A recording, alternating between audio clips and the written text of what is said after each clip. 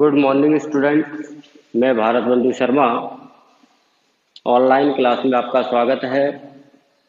जैसा कि स्टूडेंट्स हमारे ऑर्गेनिक केमिस्ट्री के अंतर्गत कार्बनिक यौगिकों का हम नामकरण पढ़ रहे हैं और नामकरण में आज हम ऐसे यौगिकों का नामकरण पढ़ेंगे जिनमें एक से अधिक क्रियात्मक समूह उपस्थित होते हैं। तो जब एक से अधिक क्रियात्मक समूह उपस्थित होते हैं तो उसमें एक क्रियात्मक समूह को हम मुख्य क्रियात्मक समूह मानते हैं, जिसका हम अनुलग्न लिखते हैं, और शेष जो क्रियात्मक समूह होते हैं उनका हम पूर्वलग्न लिखते हैं। तो कौन सा क्रियात्मक समूह हमारा मुख्य क्रियात्मक समूह की श्रेणी में आएगा, तो इसके लिए हमें इसके वरीयता क्रम याद रखने होते हैं, जिसके अंतर्गत सबसे पहले नंबर 1 पर आता है हमारा कार्बोक्सिलिक अम्ल, जिसका सूत्र होता है COOH। दूसरे नंबर पर आता है सल्फोनिक अम्ल, जिसका सूत्र होता है SO3H। तीसरे नंबर पर आता है हमारा एस्टर। चौथे नंबर पर आता है हमारा अम्ल हैलाइड। पांचवें नंबर पर आता है एमाइड। एमाइड के बाद हमारा साइनाइड। साइनाइड के बाद आता है हमारा एल्डिहाइड, फिर कीटोन, फिर अल्कोहल और फिर एमीन। जैसे कि ये आपको क्रियात्मक समूह का वरीयता क्रम दे रखा है। नंबर 1 पर कौन आता है? कार्बोक्सिलिक अम्ल। सूत्र होता है COOH। इसका पूर्वलग्न क्या लिखा जाएगा? कार्बोक्सी। जबकि अनुलग्न क्या लिखते हैं इसका हम? ओइक अम्ल। अनुलग्न हमने पहले पढ़ लिए थे। एक क्रियात्मक समूह वाले यौगिकों का जब हमने नामकरण लिखा था तो उस क्रियात्मक समूह का क्या लिखते थे हम? अनुलग्न। जैसे COOH समूह होने पर ओइक अम्ल हम अनुलग्न के रूप में काम में लेते हैं। सेकंड नंबर पर SO3H। पूर्वलग्न लिखेंगे सल्फो, अनुलग्न लिखेंगे हम सल्फोनिक अम्ल। नंबर 3 पर हो गया हमारा एस्टर COOR। पूर्वलग्न हो गया एल्कोक्सी कार्बोनिल, जबकि अनुलग्न हो गया एल्किल एल्केनॉइड, OH लगता है इसमें। अगला हो गया हमारा COCl अम्ल हैलाइड है, जिसका पूर्वलग्न है क्लोरोफार्मिल और अनुलग्न लिखेंगे हम ऑयल क्लोराइड। इसके बाद एमाइड आता है, जिसका सूत्र है CONH2। पूर्वलग्न कार्बिम ऑयल है और अनुलग्न क्या लिखते हैं हम? एमाइड लिखते हैं। इसके बाद साइनाइड आता है, जिसका क्रियात्मक समूह है CN। पूर्वलग्न साइनो, जबकि अनुलग्न क्या लिखते हैं? नाइट्राइड। इसके बाद एल्डिहाइड आता है, CHO क्रियात्मक समूह, जिसको हम फार्मिल या ऑक्सो पूर्वलग्न के रूप में लिखते हैं और अनुलग्न लगाते हैं एल। एल्डिहाइड के बाद कीटोन का नंबर आता है C+O, जिसका पूर्वलग्न होता है ऑक्सो और अनुलग्न होता है हमारा ऑन। इसके बाद अल्कोहल OH, इसका सूत्र होता है पूर्वलग्न हाइड्रोक्सी और अनुलग्न हो गया ऑल। इसके बाद NH2 एमीन, एमिनो इसका पूर्वलग्न और एमीन इसका अनुलग्न। तो इस प्रकार ये क्रियात्मक समूहों का वरीयता क्रम होता है। तो जब मान लीजिए इन क्रियात्मक समूहों में से 2 या 2 से अधिक क्रियात्मक समूह हमारे यौगिक में उपस्थित है, तो जो वरीयता में पहले आता है उसको मुख्य क्रियात्मक समूह मान लिया जाएगा और उसका क्या लिखेंगे हम? अनुलग्न। और शेष उसके अलावा जितने भी क्रियात्मक समूह उपस्थित होंगे उनके सबके क्या लिखे जाएंगे? पूर्वलग्न। इन क्रियात्मक समूहों के अलावा अन्य जो समूह और भी होते हैं जिनको हम हमेशा प्रतिस्थापी ही मानते हैं, तो ये प्रतिस्थापी कौन कौन से हो सकते हैं? OR, जिसे हम एल्कोक्सी। O से C6H5 फेनिल समूह जुड़ा हुआ है, फिनोक्सी। NO2 को नाइट्रो, NO को नाइट्रोसो। हैलोजन, हेलो, जैसे क्लोरो, ब्रोमो, आयोडो। C6H5 को फेनिल, COCH3 को एसिटिल और कोई भी एल्किल समूह मेथिल, एथिल, प्रोपिल। ये सभी हमारे प्रतिस्थापी होते हैं और इनको हम प्रतिस्थापी ही मानते हैं। इसके अलावा इसमें एक महत्वपूर्ण बात ये याद रखनी है कि मान लीजिए कोई कार्बनिक यौगिक है और हमने उसमें श्रृंखला का चयन किया, उसके बाद भी किसी कार्बन का अंकन नहीं हुआ। तो जब किसी कार्बन का अंकन नहीं होता है तो उसके नाम हम कैसे लिखेंगे? जैसे CH2OH समूह रह गया उसमें, तो इसको लिखेंगे हम हाइड्रोक्सी मेथिल। OH को तो क्या लिखेंगे? हाइड्रोक्सी, और CH2 को क्या लिखेंगे? मेथिल। इसी प्रकार CH2Cl समूह रह गया तो इसको लिखेंगे क्लोरोमेथिल। CH2Cn का अंकन नहीं हुआ तो इसको लिखेंगे साइनोमेथिल। CH2COOH का अंकन नहीं हुआ तो इसको लिखेंगे हम कार्बोक्सीमेथिल। और NH2CH5 का अंकन नहीं हुआ तो इसको लिखेंगे हम एथिल एमिनो। बात समझ में आई? जब किसी यौगिक में किसी कार्बन समूह का अंकन नहीं होता है, वो अंकन में नहीं आता है, तो उनके नाम इस प्रकार लिखते हैं। और सेकंड बात जो याद रखनी है, एक और महत्वपूर्ण, वो ये है कि मान लीजिए किसी कार्बनिक यौगिक में 3 या 3 से अधिक क्रियात्मक समूह उपस्थित है। तो 3 या 3 से अधिक क्रियात्मक समूह जब उपस्थित होते हैं तो उसमें वो समूह जिस कार्बन से जुड़ा होते हैं उस श्रृंखला का चयन करते हैं और फिर उनकी संख्या के लिए हम डाई ट्राई टेट्रा का प्रयोग करते हैं। जैसे मान लीजिए COOH समूह है और COOH समूह की संख्या 4 है तो 4 के लिए क्या लिखेंगे? टेट्रा। और कार्बोक्सिलिक अम्ल, इनमें कार्ब शब्द लगता है। कौन सा शब्द लगाते हैं हम? कार्ब। जैसे 3 हमारे पास CN समूह है तो 3 CN समूह है तो 3 के लिए क्या लिखेंगे? ट्राई। और CN के लिए फिर लिखेंगे कार्बोनाइट्राइल। COR समूह है तो इसको लिखेंगे हम एल्किल कार्बोक्सिलेट। CHO समूह है तो इसको लिखेंगे कार्बेल्डिहाइड। और COX है तो कार्बोनिल हैलाइड। और CONH2 है तो कार्बोक्सिलेमाइड। मतलब जब क्रियात्मक समूह में 3, कम से कम कितने? 3 क्रियात्मक समूह हो और अधिक 3 से अधिक हो तो उनकी संख्या को व्यक्त करने के लिए ट्राई टेट्रा पेंटा शब्द का प्रयोग करेंगे और उनके नाम में हम क्या लिखेंगे? कार्ब शब्द लिख देंगे। जैसे हमारे पास ये उदाहरण है तो इसमें CH2 से COOCH3 जुड़ा हुआ है, एक COOCH3 ये जुड़ा हुआ है और एक ये COOCH3 जुड़ा हुआ है। तो कितने क्रियात्मक समूह हो गए? 3 हो गए ना। तो 3 हो गए तो अब इन सबका अंकन करना तो संभव है नहीं, तो ये जिस कार्बन चेन से जुड़ा हुआ है उसका अंकन कर देंगे। तो 1, 2 और 3। अब 1 से जुड़ा हुआ है, 2 से जुड़ा हुआ है और 3 से क्या जुड़ा हुआ है? इस क्रियात्मक समूह में ये CH3 को क्या बोलेंगे? मैथिल। तो इसको तो लिखेंगे हम मैथिल। फिर लिखेंगे 1, 2, 3। कितने कार्बन की चेन है? 3 के ना, तो लिखेंगे इसको हम प्रोपेन। तो 1, 2, 3 प्रोपेन हो गया। फिर हम लिखेंगे कितने क्रियात्मक समूह है? 3। तो 3 के लिए लिखेंगे हम ट्राई। और क्या लिखते हैं हम? कार्बोक्सिलेट। तो क्या नाम हो जाएगा? Try carboxylate. बात समझ में आ गई? एस्टर समूह है, एस्टर से कौन सा एल्किल समूह जुड़ा हुआ है? मैथिल। तो हमने मैथिल लिख दिया। तीनों क्रियात्मक समूह, 3 कार्बन की चेन हो गई। तो 1 से जुड़ा हुआ है, एक 2 से जुड़ा हुआ है, एक 3 से जुड़ा हुआ है। 3 कार्बन की एल्किल क्या हो गई? प्रोपेन। और 3 क्रियात्मक समूह के लिए क्या लिखेंगे? ट्राई। और इसको क्या लिखते हैं हम? कार्बोक्सिलेट। तो नाम हो गया मैथिल 1, 2, 3 प्रोपेन ट्राई कार्बोक्सिलेट। जैसे इस पर 3 एमाइड समूह जुड़ा हुआ है, CONH2, CONH2 और CONH2। तो हम पहले मेन श्रृंखला का चयन कर लेंगे जिससे ये समूह जुड़े हुए हैं और इनका क्या कर देंगे हम? अंकन। 1, 2, 3 और 4। तो कौन कौन से कार्बन से जुड़े हुए हैं? 1 से, 2 से और 3 से। तो हम लिखेंगे 1, 2, 3 लिख दिया। कितने कार्बन की चेन हो गई? 4 की। इसको क्या लिखेंगे? ब्यूटेन।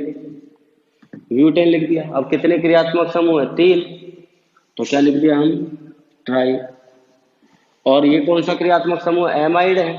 अब एमाइड में हम क्या लगाते हैं? कार्बो। तो ये हो जाएगा कार्बोक्सेमाइड।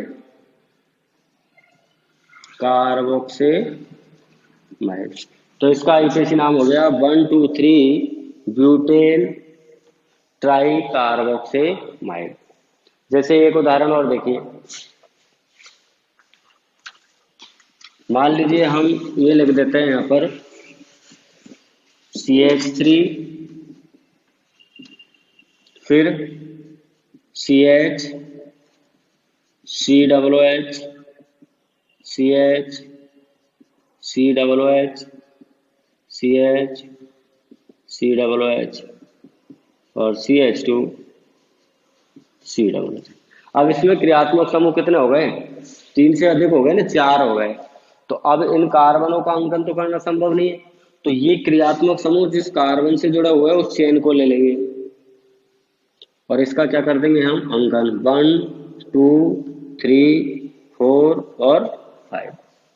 अब नाम क्या हो जाएगा, तो देखो क्रियात्मक समूह जुड़ा हुआ है, 1 से जुड़ा हुआ है, 2 3 और 4, फिर 5 कार्बन की चेन है पेंटेन, क्रियात्मक समूह की संख्या 4 है टेट्रा, और फिर लिख देंगे हम कार्बोक्सिलिक अम्ल, कार्बोक्सिलिक अम्ल।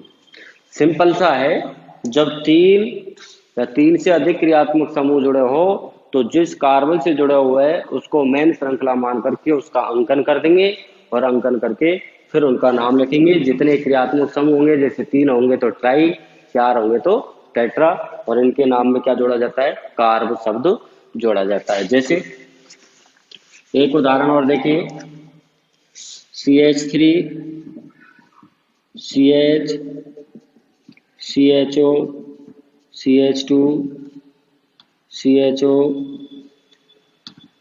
और CH2 CHO।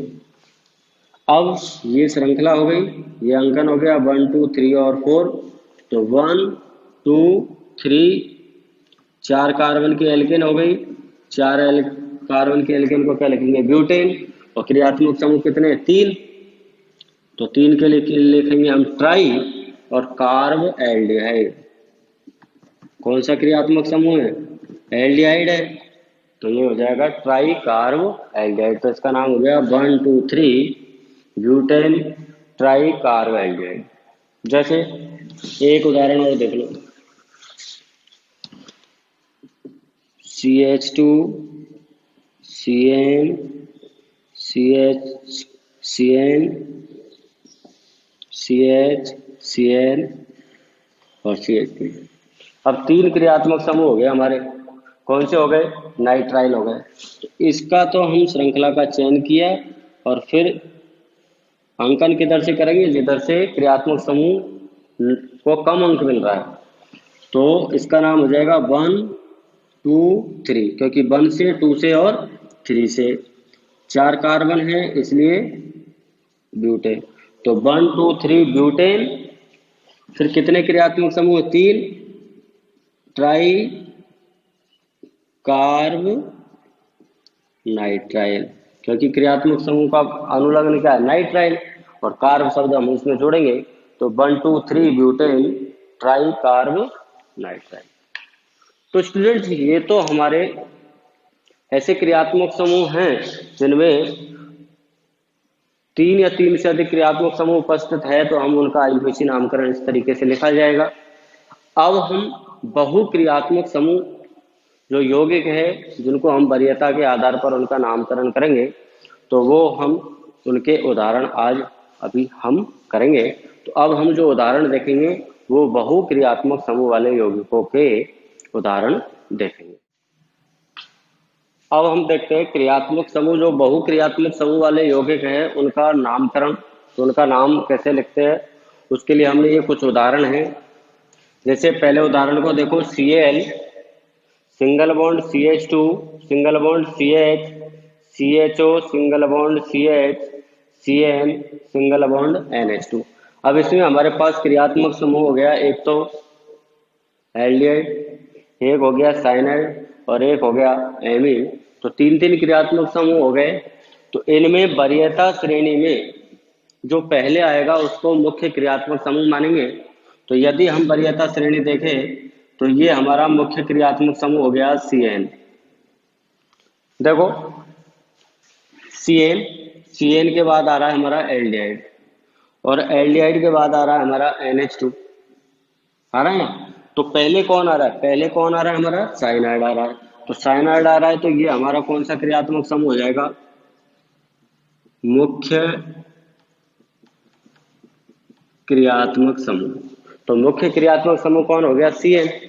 अब हम इसमें श्रृंखला का चयन करेंगे, तो इसमें हमने श्रृंखला ले ली ये वाली, क्योंकि इसमें ये भी क्रियात्मक समूह आ गया और ये भी आ गया। अंकन करेंगे, मुख्य क्रियात्मक समूह को वरीयता देंगे तो नंबर 1, 2, 3 और 4। अब जब हम नाम लिखेंगे तो शेष जो क्रियात्मक समूह हैं उनका क्या लिखते हैं हम? पूर्व लग्न लिखते हैं। अब एक तो कौन हो गया? NH2। तो NH2 का पूर्व लग्न क्या लिखते हैं? एमिनो लिखते हैं ना। तो वर्णमाला के क्रम के अनुसार 2 एमिनो, पहले एमिनो को लिख देंगे। तो ये 2 तो एमिनो हो गया। अब तीसरे कार्बन पर क्या जुड़ा हुआ है? ClCH2। और आपको बताया था कि जब कार्बन का अंकन नहीं होता है, तो यहाँ कार्बन का अंकन नहीं हो रहा ना, तो अपन क्या लिखेंगे? 3 क्लोरोमेथिल। इसका नाम क्या हो गया? इसका नाम हो गया क्लोरोमेथिल। और ये क्लोरोमेथिल किससे जुड़ा हुआ है? तीसरे कार्बन से, तो 3 क्लोरोमेथिल। इसके बाद 4।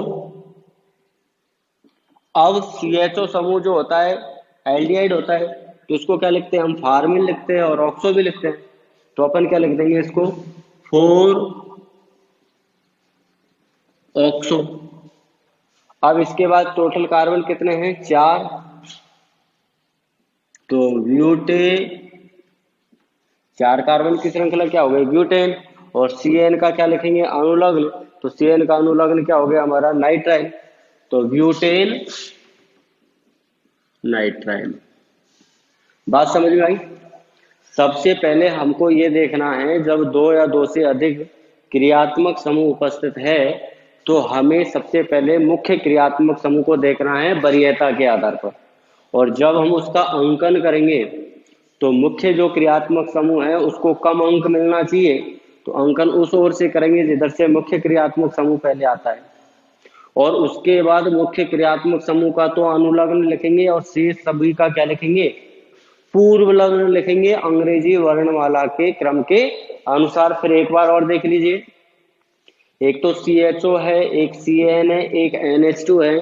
तीनों की वरीयता का क्रम देखते हैं तो पहले CN आता है, इसलिए CN को मुख्य क्रियात्मक समूह माना, इसी की ओर से अंकन किया 1, 2, 3 और 4।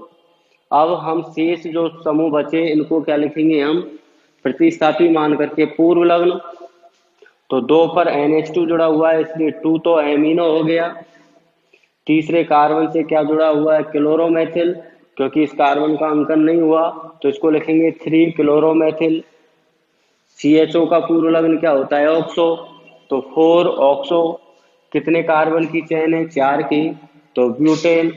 और इसका अनुलग्न क्या होता है? CN का नाइट्राइल।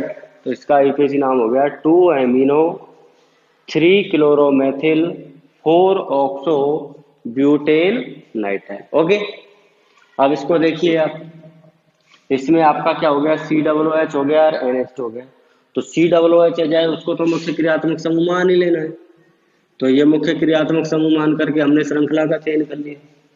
अब इसका अंकन करेंगे 1, 2, 3, 4 और 5। तो देखो 4 से तो क्या जुड़ा हुआ है? NH2। NH2 का पूर्व लग्न हो गया एमिनो, ये हो गया 4 एमिनो। फिर 2 से क्या जुड़ा हुआ है? Cl, 2 chloro. फिर मैथिल समूह जुड़े हुए 2 और 3 पर, 2, 3 डाई मैथिल। कितने कार्बन हो गए? 5 पेंटेनोइक अम्ल। क्योंकि COOH को क्या लिखते हैं हम? अनुलग्न ओइक अम्ल लिखते हैं, तो पेंटेनोइक अम्ल। तो इस कंपाउंड का नाम हो गया 4 amino 2 chloro 2, 3 di methyl pentanoic अम्ल। सिंपल सा है, पहले मुख्य क्रियात्मक समूह को हमको देख लेना है। तो इसमें ये मुख्य क्रियात्मक समूह हमारा हो गया। जैसे इसमें देखिए, एक तो NH2 समूह है, एक CN समूह है और एक हमारा एस्टर है। तो देखो एस्टर पहले आता है, तो एस्टर हमारा क्या हो गया? ये हमारा मुख्य क्रियात्मक समूह हो गया। अब मुख्य क्रियात्मक समूह हो गया तो अंकन कर दो 1, 2, 3, 4 और 5। तो देखो एस्टर से क्या जुड़ रहा है, मेथिल, तो पहले तो मेथिल लिखेंगे, तो ये तो लिख दिया हमने मेथिल। मेथिल लिखने के बाद फिर हम लिखेंगे एमीन, तो 4 एमिनो, क्योंकि एमिनो लिखते हैं, 4 एमिनो हो गया। फिर 3 क्लोरो, 3 क्लोरो, फिर 3 क्लोरो और 2 पर क्या जुड़ा हुआ है, साइनो, तो 2 साइनो, क्योंकि क्या लिखते हैं हम CN के लिए, कौन सा जुड़ा हुआ है, CN जुड़ा हुआ है ना, तो CN के लिए क्या लिखते हैं हम, साइनो। अब साइनो लिख दिया, इसके बाद इसका क्या लिखेंगे हम, अनुलग्न लिखेंगे, क्या है, एस्टर, और एस्टर में क्या जोड़ते हैं हम, ऑइट जोड़ते हैं ना, तो कितने कार्बन हो गए, 5, तो 5 कार्बन को पेंटेन और ऑइट जोड़ेंगे तो पेंटेनोएट, तो इसका आईयूपीएसी नाम हो गया मेथिल 4 एमिनो 3 क्लोरो 2 साइनो पेंटेनोएट। जैसे इसमें देखो एक तो एस्टर है और एक है अम्ल हैलाइड है, तो क्रियात्मक समूह में वरीयता किसको देंगे हम, वरीयता देंगे हम एस्टर को। देखो एस्टर पहले आ रहा है, अम्ल हैलाइड बाद में आ रहा है, तो अंकन किधर से करेंगे, ये हमारा मुख्य क्रियात्मक समूह हो गया, तो इधर से ये श्रृंखला का चयन हो गया। अब 1 2 3 और 4, अब नाम लिखेंगे हम, तो ये तो हम लिखेंगे मेथिल, क्योंकि एस्टर में एल्किल समूह कौन है, मेथिल। अब मेथिल लिख दिया, इसके बाद क्या लिखेंगे हम, C डबल बंद OCl का पूर्व लग्न क्या होता है, क्लोरोफार्मिल होता है, तो 4 क्लोरोफार्मिल, इसके बाद 3 साइनो, 3 साइनो और कितने कार्बन हो गए हमारे, 1 2 3 4 ब्यूटेनोएट, ब्यूटेनोएट। जैसे इसमें ये एस्टर हो गया, ये वरीयता क्रम में हो गया हमारा 1 2 3 और 4। एथिल समूह जुड़ा हुआ है, इसको लिख देंगे हम एथिल, फिर 3 ऑक्सो, क्योंकि कीटोन का पूर्व लग्न क्या होता है, कीटोन हमारा क्या ही एरिया, कीटोन का पूर्व लग्न क्या होता है, ऑक्सो, और ये है हमारा एमाइड, तो एमाइड का पूर्व लग्न क्या होता है हमारा, कार्बोमाइल, तो हमारा नाम हो जाएगा एथिल 4 कार्बोमाइल 3 ऑक्सो, 3 ऑक्सो और कितने कार्बन हो गए, 4 ब्यूटेनोएट। तो इस प्रकार स्टूडेंट्स जो हमारे बहुक्रियात्मक समूह वाले यौगिक हैं उनमें हमको पहले मुख्य क्रियात्मक समूह को पहचानना है, जिसका तो हम लिखेंगे क्या, अनुलग्न, और शेष जो भी क्रियात्मक समूह बचेंगे उनको अंग्रेजी वर्णमाला के क्रम के अनुसार उनके पूर्व लग्न के रूप में लिखा जाएगा। इस प्रकार हम बहुक्रियात्मक समूह वाले यौगिकों का आईयूपीएसी नामकरण लिखते हैं और इसी के साथ हमारा आईयूपीएसी नामकरण कंप्लीट होता है। Thank you.